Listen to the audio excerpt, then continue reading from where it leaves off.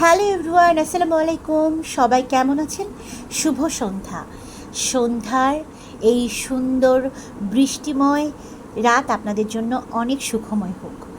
যাই হোক, আপনারা কেমন আছেন অবশ্যই কমেন্টে জানাবেন। আজকে বাবুদের জন্য সন্ধ্যায় চিকেন ফ্রাই আর ফ্রেঞ্চ ফ্রাই ভেজে দিচ্ছি। এটা আজকে আমার রেসিপি না, আজকে আপনাদের সঙ্গে একটা মজাদার সুন্দর রেসিপি শেয়ার করব। মুরগির মাংস রেসিপি তো সবাই করতে পারে, কিন্তু আমি আজকে একটা ভিন্ন মশলা দিয়ে রান্না করব। তো প্রথমে আদা রসুন বাটা দিয়ে মাংসটাকে মরিচ হলুদ সব কিছু দিয়ে একদম মাখাঝাকা করে 30 মিনিটের জন্য রেস্টে রেখে দিব।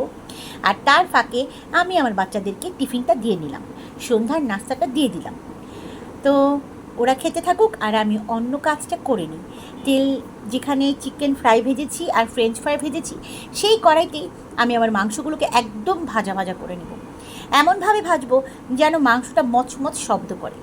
আর তারপর তেলটাকে ছেঁকে আমি পেঁয়াজ কুচি তেলের মধ্যে দিয়ে বেরেস্তা করে নেব, একদম বাদামি কালার করে নেব, যেন মাংসটা রান্না করলে বেরেস্তার পরবর্তীতে দিতে না হয়।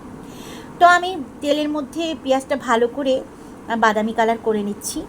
আর এখানে আমি আদা বাটা রসুন বাটা আর যেই মেন মশলাটা দিব সেটা হচ্ছে জিরে আর পোস্তদানা আর একটু সরষে একসঙ্গে ব্লেন্ড করে নিব।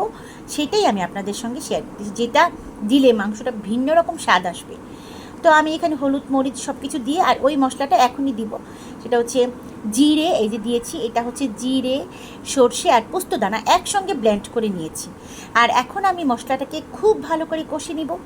আপনি আপনার মাংসটাকে মানে তরকারিটা মশলাটা যত ভালো করে কষিয়ে নেবেন এবং মাংসটাকে যত ভালো করে কষিয়ে নেবেন, মানে যতটাই কষাবেন ততই আপনার মাংস এবং তরকারির স্বাদ বেড়ে যাবে।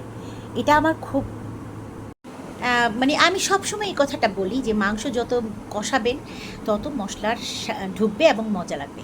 তো এই হচ্ছে আমার মাংসর সুন্দর লুক।